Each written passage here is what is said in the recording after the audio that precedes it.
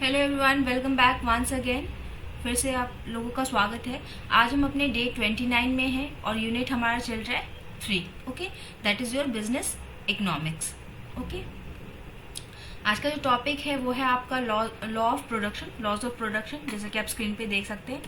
साथ ही साथ जो भी स्टूडेंट फर्स्ट टाइम इस चैनल पे आए हैं, पहली बार हमारे प्लेटफॉर्म पे आए हैं, वो डिस्क्रिप्शन बॉक्स में एक लिंक दिया गया होगा आपको, वहां से जाके आप हमसे कनेक्ट हो जाएंगे सो दैट क्लास की पीडीएफ, मॉक टेस्ट की पीडीएफ एंड आपको क्लास का जो नोटिफिकेशन है वो प्रॉपरली मिलता रहे। इसलिए आप हम क्या करेंगे, हमसे कनेक्ट हो जाएंगे। ओके, चलिए। साथ ही साथ अगर किसी स्टूडेंट को कॉम्प्रिहेंसिव स्टडी करनी है ना, अगर आपको कॉम्प्रिहेंसिव स्टडी करनी है, फ्रॉम जीरो से स्टार्ट करना है ना, जीरो से हीरो वाला कॉन्सेप्ट अगर लेके आना है अपनी प्रिपरेशन में, तो आप हमारा बैच ज्वाइन कर लेंगे। कॉम्प्रिहेंसिव कॉमर्स का कॉम्प्रिहेंसिव बैच ज्वाइन कर लेंगे। यहाँ पे आपको detail classes, mock test, live and recorded classes, PDF downloadable form में, डाउट सेशंस, ये सारी चीजें मिलने वाली है ना। अभी डिस्काउंट चल रहा है आपका 22% का, कोड है आपके पास PO22 का। क्लियर? चलिए, ये सारी जो इन्फॉर्मेशन थी आपके कोर्स के रिगार्डिंग थी। अब हम अपना टॉपिक स्टार्ट करते हैं, जो कि हमारा है लॉज ऑफ प्रोडक्शन।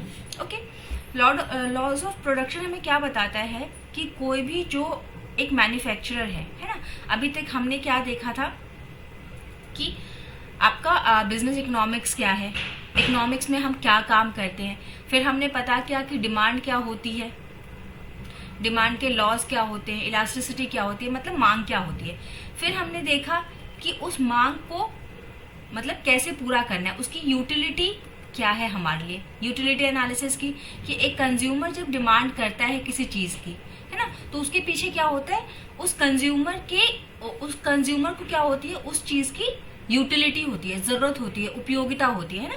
बिना जरूरत के कोई हमसे डिमांड क्यों करेगा, है ना। आपको भी अगर कुछ चाहिए, कोई डिमांड अगर आपकी तभी जनरेट होती है जब आपके लिए उसकी कोई यूटिलिटी हो, है ना, उपयोगिता हो। अगर हमें भूख ना लगे तो खाने के लिए कोई मेहनत नहीं करेगा, आप नौकरी नहीं करोगे, है ना। तो डिमांड के पीछे क्या है, एक यूटिलिटी होनी चाहिए, तो यूटिलिटी एनालिसिस किया। अब हमको जब पता चल गया कि क्या उपयोगिता है कंज्यूमर की, क्या उसकी डिमांड है, तो अब हम क्या करेंगे, प्रोडक्शन स्टार्ट करेगा। बिजनेस क्या करेगा, बिजनेस इकोनॉमिक्स है, तो बिजनेस में हम क्या करते हैं, डिमांड एनालाइज करते हैं, फिर यूटिलिटी एनालाइज करते हैं और देन हम प्रोडक्शन स्टार्ट करते हैं। यही काम हम करेंगे। तो इस प्रोडक्शन को करने के लिए क्या क्या लॉज है हमारे पास, है ना, यही हम देखने वाले आज की क्लास में। तो लॉज ऑफ प्रोडक्शन जो है, इसका दूसरा नाम आप देखिए, किसी भी चीज के अगर 2-3 नाम है ना, तो वो चीज अपने आप में इंपॉर्टेंट हो जाती है, क्योंकि एग्जामिनर क्या करेगा, आपको फंसाने के लिए ना वो दूसरे नाम से पूछेगा। जो बहुत कॉमन, बहुत फेमस नाम है, उसको ना पूछ करके क्या करेगा, उसका दूसरा नाम यूज कर देगा आपको कंफ्यूज करने के लिए। तो इसका नाम याद रख लेंगे दूसरा। इसको लॉज ऑफ वेरिएबल प्रोपोर्शन भी आप बोलते हैं, लॉज ऑफ डिमिनिशिंग मार्जिन और रिटर्न भी आप बोलते हैं। ओके, ये पहला पॉइंट तो यहीं से निकल गया। अगर क्वेश्चन आ जाता है तो 1 मार्क्स यहाँ से आपके पक्के हो जाएंगे। तो ये लॉज ऑफ प्रोडक्शन आपको बताता क्या है कि जो प्रोड्यूसर है, जो उत्पादक है ना, उत्पादक क्या करता है कि सभी ये क्या करेगा, इंक्रीज करेगा variable factors to get maximum output. जब हम प्रोडक्शन करते हैं तो क्या करते हैं, एक चीज इनपुट होती है, कुछ हम बिजनेस में लगाते हैं, है ना, जैसे हमने लेबर लगाया, हमने रॉ मटेरियल लगाया, हमने कैपिटल लगाया, तो ये सारी चीजें क्या हो जाती है, इनपुट हो जाती हैं, और उसके बदले हमको मिलता क्या है, हमारा आउटपुट, हमको प्रोडक्ट जनरेट होकर मिलता है, या तो प्रोडक्ट मिलेगा या तो सर्विसेज मिलेंगी। तो ये जो इनपुट और आउटपुट है, इसमें प्रोड्यूसर बीच में यहाँ है आपका। प्रोड्यूसर क्या कोशिश करता है कि जिन चीजों को वो बढ़ा सकता है उत्पादन बढ़ाने के लिए, उनको वो बढ़ा दे और फिर मैक्सिमम आउटपुट जनरेट कर ले। ठीक है, बाकी सारी चीजों को कांस्टेंट रख के वो क्या करेगा कि जैसे मान लीजिए कि एक लेबर है, ठीक है, अगर मान लीजिए उसके पास रॉ मटेरियल है, तो वो क्या करेगा, लेबर बहुत सारा ला के बहुत सारा यूनिट प्रोड्यूस कर सकता है ना। तो ये आपको क्या बताता है, लॉज ऑफ प्रोडक्शन क्या बताता है कि प्रोड्यूसर यहाँ पे क्या करता है, increases the unit of variable factor, जिसको वो चेंज कर सकता है। जैसे लेबर क्या है आपका, वेरिएबल फैक्टर है। अगर कोई बिजनेस का मालिक अगर चाहे कि हमको बहुत सारा काम, हमारे पास बहुत सारा ऑर्डर आ गया है, तो उस ऑर्डर को पूरा करने के लिए क्या है, वो अपने मशीन को तो रातों रात नहीं बदल सकता। जैसे अभी दिवाली आई है ना, तो दिवाली में मान लीजिए किसी हलवाई की दुकान पे अचानक से बहुत सारे मिठाइयों का ऑर्डर आ गया। अब उसके पास एक ही दिन है वो सेल करने के लिए, है ना। तो वो क्या करेगा, उस ऑर्डर को पूरा करने के लिए वो अपना दुकान तो बदल नहीं सकता, वो खुद भी बहुत ज्यादा मतलब काम नहीं कर सकता, तो वो क्या करेगा, अपना लेबर बढ़ा देगा, रॉ मटेरियल बढ़ा सकता है। तो जो भी चीजें वेरिएबल है जिसको वो बढ़ा सकता है, उसको बढ़ा करके क्या करता है, अपना आउटपुट जो है, प्रोडक्शन जो है, उसको इंक्रीज कर लेता है। ठीक है, तो this is your law of production. Law of production मतलब इनपुट जो है, जो वेरिएबल फैक्टर है जिसको वो चेंज कर सकता है, उसको बढ़ा करके वो अपना प्रोडक्शन जो है वो इंक्रीज कर लेगा, अपना उत्पाद बढ़ा लेगा। ठीक है, that is your law of production. अब देखिए, लॉ ऑफ प्रोडक्शन दो तरीके के होते हैं। एक होता है आपका लॉ ऑफ वेरिएबल प्रोडक्शन या फिर शॉर्ट रन प्रोडक्शन, है ना। जैसे कि अगर एक बिजनेसमैन है तो वो क्या है, शॉर्ट रन। जैसे दिवाली वाला एग्जाम्पल हमने लिया, this is a short run, है ना, कि अचानक से हमारे पास ऑर्डर आ गया, है ना। दिवाली का कोई ऑफिस है, वो दिवाली सेलिब्रेशन कर रही है, तो उसने हमको किसी चीज का ऑर्डर दे दिया। तो ये कितने दिन के लिए आया था, छोटे समय के लिए, फिर ये चला जाएगा। ये शॉर्ट रन हो गया आपका। दूसरा होता है आपका लॉन्ग रन। लॉन्ग रन को हम क्या कहते हैं, law of returns to scale या फिर लॉन्ग रन प्रोडक्शन। मान लीजिए कि कोई ऐसा बिजनेस है जिसमें लगातार डिमांड बनी ही रहती है ना, वो किसी सीजन के बेसिस पे नहीं आता, किसी फेस्टिवल के लिए नहीं आता। जैसे आपका खाने पीने का जो है, फूड इंडस्ट्री जो है, फूड क्या है, फूड इंडस्ट्री है, एजुकेशन इंडस्ट्री है, इसमें क्या है, डिमांड हमेशा बनी रहती है। ओके, तो ये आपका लॉन्ग रन हो गया और ये शॉर्ट रन हो गया। तो दो तरीके के लॉज ऑफ प्रोडक्शन है हमारे पास, एक तो शॉर्ट रन वाला, एक लॉन्ग रन वाला। शॉर्ट रन वाले को आप क्या बोलते हैं, वेरिएबल प्रोपोर्शन। क्यों, क्योंकि यहाँ पे हम अपना उत्पाद जो है, जो अपना उत्पादन है, वो वेरिएबल फैक्टर्स को, जो बदलने वाले कारक है हमारे प्रोडक्शन के, उन्हीं को बढ़ा के हम अपना प्रोडक्शन बढ़ा सकते हैं। लेकिन लॉन्ग रन में क्या है कि हम लॉन्ग रन में सारी चीजें आपकी वेरिएबल हो जाती हैं, हम सारा कुछ बढ़ा सकते हैं। अगर मान लीजिए आपके पास आज एक फैक्ट्री है, आप रातों रात फैक्ट्री नहीं बना सकते, लेकिन अगर आपको पता है कि कल को हमारी डिमांड बढ़ने वाली है, तो आप कल क्या है, फैक्ट्री नया अरेंज कर सकते हैं, है ना। लॉन्ग रन में तो आप बना ही लेंगे। लॉन्ग रन में नया मशीन भी आप ले सकते हैं। जो चीजें रातों रात नहीं बदली जा सकती या फिर थोड़े समय में नहीं हम बना सकते, वो कहाँ चली जाती हैं, आपकी रिटर्न्स टू स्केल और लॉन्ग रन प्रोडक्शन में वो चीजें आपकी चली जाती हैं। Okay, I hope it's clear. चलिए, तो देखिए, पहला जो है हमारा, पहले वाले का हमने दो नाम देख लिया, एक शॉर्ट रन है, एक लॉ ऑफ वेरिएबल प्रोपोर्शन है, और तीसरा इसका नाम क्या है, लॉ ऑफ प्रोपोर्शनैलिटी। प्रोपोर्शनैलिटी मतलब आनुपातिकता, मतलब कि इसमें जितना आप इनपुट डालेंगे ना, उतना ही आपका आउटपुट आएगा, है ना। मतलब जितना लेबर आप इंक्रीज करेंगे, अगर एक लेबर 10 बनाता है तो, और एक लेबर 10 बनाता है, तो दूसरा लेबर अगर लाएंगे वो भी 10 बनाता है, तो हमारा प्रोडक्शन कितना हो गया, डबल हो गया। फिर एक और ले आए, वो भी 10 बनाता है, तो 30 हो गया हमारा। मतलब जैसे आप इनपुट डालते जाओगे, रॉ मटेरियल ले लीजिए, जितना आप रॉ मटेरियल डालोगे उतना आपका क्या है, आउटपुट आएगा। तो मतलब क्या है, अनुपात में आपका इनपुट और आउटपुट में कैसा रिलेशन है, प्रोपोर्शनैलिटी का। जितना आप ये बढ़ाओगे उतना ही आपका आउटपुट इंक्रीज होगा। ओके, चलिए, अब देखिए, इसमें 3 स्टेजेस आते हैं। जो ये लॉ ऑफ वेरिएबल प्रोपोर्शन है, इसको अगर हम ग्राफ में देखेंगे, है ना, ग्राफ पे जब स्टडी करते हैं तो इसके 3 स्टेजेस आते हैं। ये रफ डायग्राम बना रहे, stage 1, stage 2 and stage 3। Okay, graph से देख लेते हैं या चार्ट से।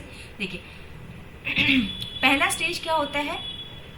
अच्छा, एक चीज और, इससे पहले वाले क्लास में हमने 3 चीजें समझी थी, है ना। इसी के लिए हमने आपको बताया था कि ये क्लास में सिर्फ हम marginal, total, marginal and average का हमने कॉन्सेप्ट समझा था, है ना। जिन्होंने क्लास की है उनको क्लियर होगा कि टोटल, एवरेज और टोटल, मार्जिनल और एवरेज में क्या डिफरेंस है। तो देखिए, पहला स्टेज जो है आपका, वहां पे क्या होता है, आपका मार्जिनल प्रोडक्शन यानी कि एमपी, वो क्या रहता है, एवरेज प्रोडक्शन से ज्यादा रहता है। अभी ग्राफ पे देखेंगे तो ज्यादा समझ में आएगा। Marginal production increases more than average production, मतलब हमने इनपुट डाला तो इनपुट के साथ साथ क्या है हमारा, जैसे जैसे जितना हम इनपुट डालेंगे उतना आउटपुट हमको मिलेगा। मतलब इंक्रीजिंग रेट से ये जा रहा है, इंक्रीज हो रहा है। ये कैसा है, फर्स्ट स्टेज आपका कैसा है, इंक्रीजिंग रेट, बढ़ते हुए क्रम से। दूसरा में क्या है आपका, बढ़ेगा तो, बट डिमिनिशिंग रेट से, है ना, मतलब अभी भी इंक्रीज तो होगा बट उसका नेचर कैसा हो जाएगा, डिमिनिशिंग, मतलब अब वो थोड़ा थोड़ा क्या है, घटता हुआ आएगा। जैसे यूटिलिटी में भी हमने देखा था ना कि डिमिनिशिंग रेट से आपका यूटिलिटी इंक्रीज होती है। और थर्ड आता है आपका नेगेटिव, यहाँ पे देखा था ना मार्जिनल का कि पहले इंक्रीज हुआ, फिर डिमिनिशिंग रेट से बढ़ा, और फिर जीरो के बाद क्या है, एक पॉइंट के बाद वो नेगेटिव हो गया। ओके, बिल्कुल वही कॉन्सेप्ट यहाँ पे प्रोडक्शन वाले में लग रहा है। यहाँ पे एमपी इंक्रीज तो करेगा but at a slower rate, अब धीरे धीरे, है ना, अब धीरे धीरे इंक्रीज करेगा। ऐसा नहीं कि आपने जैसे अभी हमने देखा था कि एक लेबर 10 बनाता है, दूसरा लेबर भी 10 बनाएगा। धीरे धीरे क्या होगा कि ये लेबर भी थकना स्टार्ट हो जाएगी, तो उनकी प्रोडक्टिविटी क्या है, कम होने लगेगी। तो एमपी इंक्रीज तो करेगा but at a slower rate. और थर्ड स्टेज आता है जब एमपी क्या है आपका नेगेटिव हो जाता है, ठीक ना। अब अगर कोई बेचारा काम कर रहा है उससे आप काम करवाते चले जा रहे हो, तो एक वक्त क्या आएगा कि वो नेगेटिव हो जाएगा। ओके, देखिए ये रहा आपका तीनों स्टेज, ये फर्स्ट स्टेज, सेकेंड स्टेज और थर्ड स्टेज, तीनों का दिया हुआ है। मार्जिनल प्रोडक्शन पे क्या असर पड़ेगा, एवरेज प्रोडक्शन का क्या होगा और टोटल प्रोडक्शन का क्या होगा, स्टेज 1, स्टेज 2 एंड स्टेज 3 में। ओके, अब देखिए यहाँ से 2-3 चीजें निकल के आती हैं। एमपी का तो हमने देख लिया, एमपी और एपी में रिलेशन हमने देख लिया कि एमपी पहले क्या है, इंक्रीज कर रहा है, फिर पहले इंक्रीज कर रहा है, फिर एट डिमिनिशिंग रेट में आ गया वो, और देन फाइनली क्या है, वो नेगेटिव हो गया। ओके, टोटल प्रोडक्शन हो, टोटल यूटिलिटी हो, टोटल आपका कॉस्ट हो, ये कभी भी जीरो नहीं होते, है ना, ये कभी भी नीचे, एकदम नीचे नहीं चले जाएंगे, जीरो नहीं होंगे, है ना। टोटल कॉस्ट, टोटल यूटिलिटी कुछ ना कुछ रहेगी, तो ये कभी भी आपका जीरो नहीं होगा। अब एक आपसे कभी कभी क्वेश्चन पूछ सकता है कि जब आपका टीपी मैक्सिमम होता है तो आपका एमपी का क्या कंडीशन है, ठीक है, या तो ऐसे पूछ ले, या फिर आपसे पूछ ले कि जब एमपी इक्वल टू 0 होगा तो टीपी का क्या कंडीशन होगा, ठीक है। तो टीपी क्या होगा, इस वक्त मैक्सिमम होगा, मतलब जब टीपी एकदम सैचुरेशन पे, एकदम मैक्सिमम पॉइंट पे होगा, उस वक्त आपका मार्जिनल का क्या केस होगा, मार्जिनल प्रोडक्शन का, वो उस वक्त 0 होगा, ठीक है। ये 3-4 चीजें आप यहाँ से ध्यान रखेंगे, 3-4 चीजें के ये डायग्राम आप याद रखेंगे, है ना। तो यहाँ से आपको सारी चीजें, अगर ये डायग्राम याद रहता है ना, तो सारी चीजें आपको क्लियर रहेगी। चाहे कुछ भी पूछ दे, किसी में भी रिलेशन पूछ दे कि एपी का क्या हाल होगा, एमपी का क्या हाल होगा जब टीपी इतना होगा, है ना, तो वहां से आप निकाल सकते हैं। ओके, ये कुछ एजम्पशंस हैं, देख लेंगे। ये लॉज ऑफ वेरिएबल कब काम करता है, हम इसमें कुछ अवधारणाएं बना लेते हैं। पहला क्या कि नो चेंज इन टेक्नोलॉजी में कोई चेंज नहीं हो रही है ना। जो हमारा फैक्टर्स है वो होमोजीनियस है, जैसे हमने कहा कि एक लेबर 10 यूनिट प्रोड्यूस करता है तो दूसरा भी 10 यूनिट प्रोड्यूस करेगा, होमोजीनियस होना चाहिए, है ना। फिर सारी चीजें कांस्टेंट रहनी चाहिए, उसको हम माप सके, एंड देन आपका इक्विफिशिएंट होना चाहिए, शॉर्ट रन में होना चाहिए। ये सारा कब लगेगा, जब आपका शॉर्ट रन का आप स्टडी करें तभी लगेगा, हिंदी वाले स्टूडेंट भी देख लेंगे। देन ये आपका आ गया लॉन्ग रन का, शॉर्ट रन हमने देख लिया, ये हमारा लॉन्ग रन का आ गया। लॉन्ग रन वाले को हम क्या बोलते हैं कि आपका रिटर्न्स टू स्केल है। यहाँ पे सारे फैक्टर्स जो हैं वो आपके प्रोडक्शन के जितने भी फैक्टर्स हैं वो सब कैसे हो जाएंगे, वेरिएबल, है ना। हम चेंज कर सकते हैं, हम नया फैक्ट्री भी बना सकते हैं, जो हम शॉर्ट रन में नहीं कर पा रहे थे ना वो लॉन्ग रन में हम कर पाएंगे, सब कुछ चेंज कर सकते हैं हम। अब देखिए, इसको भी जब हम स्टडी करने जाते हैं तो क्या होता है, हमारे पास 3 कंडीशंस मिलती हैं। एक मिलता है इंक्रीजिंग रिटर्न टू स्केल, मतलब कि इंक्रीजिंग रिटर्न टू स्केल मतलब क्या कि हम जितना, वही बात है, जितना इनपुट देंगे उसके हिसाब से हमारा आउटपुट कितना आएगा, हमको रिटर्न कितना मिलेगा, है ना। Output is are return. तो पहला केस क्या है कि अगर आप इनपुट बढ़ा रहे हो, है ना, देखिए जैसे कि आप यहाँ पे लेबर और कैपिटल दोनों वेरिएबल हो गए, पहले सिर्फ लेबर हमारा वेरिएबल था, अब यहाँ पे लेबर एंड कैपिटल दोनों वेरिएबल हो गया। तो देखिए लेबर दोनों जगह पे 1-1 है, हमारा आउटपुट, टोटल आउटपुट 4 है। ओके, फिर हमने एक और लेबर भी इंक्रीज कर दिया, एक कैपिटल भी इंक्रीज कर दिया, दोनों में 1-1 का इजाफा हो गया, तो हमारा टोटल प्रोडक्शन कितना हो गया, 10 हो गया। और इंक्रीज कितना हुआ है पीछे से, पहले वाले से +6 का हुआ, है ना। तो यहाँ पे क्या है, इंक्रीजिंग रिटर्न है, मतलब जितना आप इनपुट डालोगे उतना आपको रिटर्न क्या है, इंक्रीज मिलेगा। फिर एक टाइम आएगा जब आप कितना भी इनपुट बढ़ाते जाओगे ना, लेकिन आपको रिटर्न क्या है, सेम मिलेगा। देखिए दिस इज, तो इसको हम क्या बोल देते हैं, इसको बोलते हैं कांस्टेंट, स्थिर रिटर्न, है ना। अब हम कितना भी इनपुट डालेंगे ना, हमको जितना आउटपुट मिलना है, अगर मशीन की क्षमता अगर 10 यूनिट बनाने की है, तो आप कितना भी उसमें पैसा फूंक दो, कितने भी लेबर्स लगा दो, वो 1 घंटे में अगर 10 यूनिट बना रहा है ना, तो वो 10 ही यूनिट बनाएगा। Okay, clear. एंड देन आता है आपका डिक्रीजिंग। डिक्रीजिंग कहता है कि जब वो बेचारा अपने मैक्सिमम पे पहुंच गया है, कांस्टेंट हो चुका है, तो अब अगर उस पर अगर आप लेबर लगाओगे तो अपने पैसे का वेस्टेज ही कर रहे हो, तो ये क्या हो जाता है, डिक्रीजिंग रिटर्न टू स्केल। अब अगर लेबर और कैपिटल यहाँ पे लगाओगे तो आप क्या कर रहे हो, अपना पैसा वेस्ट कर रहे हो, प्रोडक्शन तो बढ़ना नहीं है क्योंकि वो मैक्सिमम पे जा चुका है ऑलरेडी। तो थर्ड क्या हो जाता है आपका, decreasing rate of return. Okay,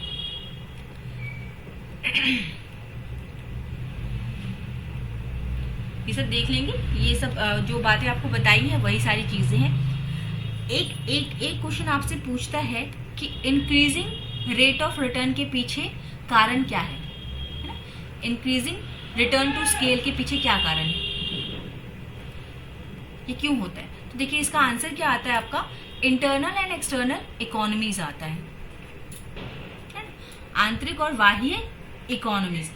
आंतरिक इंटरनल क्या हो सकता है, जैसे आपकी जो कंपनी है वो क्या है, अपना फिक्स्ड कॉस्ट कम कर पा रही है, कॉस्ट कंट्रोल कर पा रही है, स्पेशलाइज्ड लेबर लाई है ना, मतलब उसके लेबर्स बहुत स्किल्ड हैं, वो कम टाइम में ज़्यादा प्रोडक्शन करती हैं, low cost of raw material, आपको सस्ते में मटेरियल मिल रहा है, तो इन सब की चीज़ों की वजह से क्या होगा, आपका रिटर्न टू स्केल क्या है, हाई रहेगा, इंक्रीज होगा।